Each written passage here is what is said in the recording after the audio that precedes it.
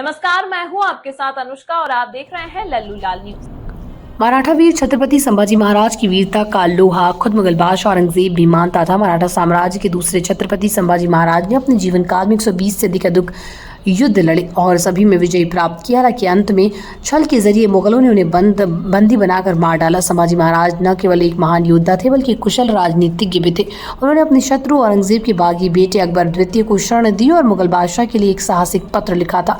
इस पत्र में उन्होंने कहा था कि या तो औरंगजेब दक्कन से वापस दिल्ली लौट जाए या फिर अपनी कब्र के लिए यही जगह तलाश लें। जब औरंगजेब के बेटे ने कर दी थी बगावत, ये घटना सन 1681 की है, जब औरंगजेब के चौथे और सबसे प्रिय बेटे मोहम्मद अकबर ने उसके खिलाफ बगावत कर दी। अकबर ने फिर विद्रोह में राजपूत शासक राणा राज सिंह और दुर्गादास राठौर का समर्थन मिला था।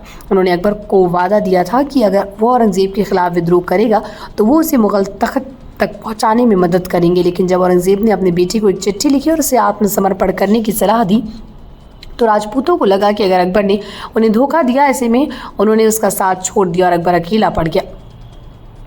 जब राजपूतों ने अकबर का साथ छोड़ दिया तो उसके पास मराठों की शरण में जाने के अलावा कोई और रास्ता नहीं बचा। अकबर अपने कुछ वफादार सैनिकों के साथ छत्रपति संभाजी महाराज के पास पहुंचा और उनसे मदद मांगी। संभाजी महाराज जानते थे कि मुगलों के खिलाफ लड़ाई में अकबर का साथ देना राजनीतिक रूप से फायदेमंद होगा। उन्होंने अकबर को शरण दी और उसकी हर संभव मदद की।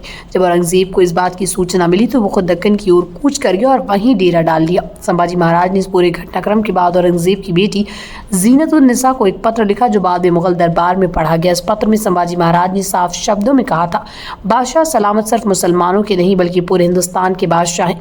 हिंदुस्तान में अलग अलग धर्मों के लोग रहते हैं। वो जिस मकसद से दक्कन आए थे वो अब पूरा हो चुका है। उन्हें संतुष्ट होकर दिल्ली लौट जाना चाहिए।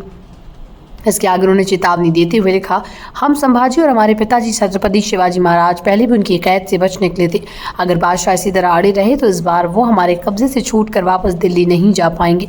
यदि वो अपनी जिद पर कायम रहना चाहते हैं तो उन्हें दक्कन में अपनी कब्र के लिए जगह तलाश लेनी चाहिए। संभाजी महाराज की भविष्यवाणी 100% सच साबित हुई। औरंगजेब ने अपनी पूरी ताकत झोंक दी लेकिन वो मराठों को पूरी तरह परास्त नहीं कर सका। उसने छल से संभाजी महाराज को बंदी बनाकर मौत के घाट उतार दिया, लेकिन मराठा साम्राज्य को खत्म करने का उसका सपना अधूरा ही रह गया।